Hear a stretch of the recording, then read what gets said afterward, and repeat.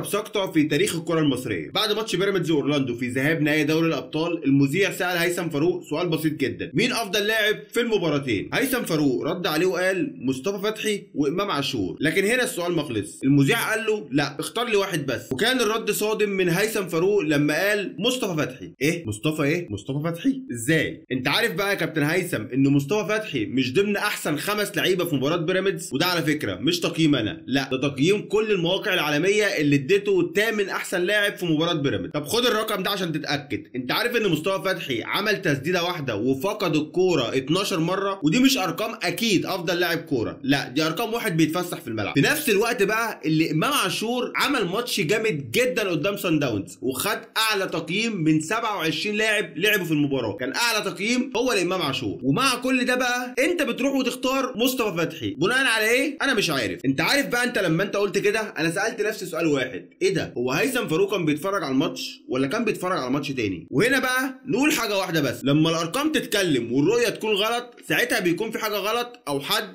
بيحط نفسه في مواقف بايخه.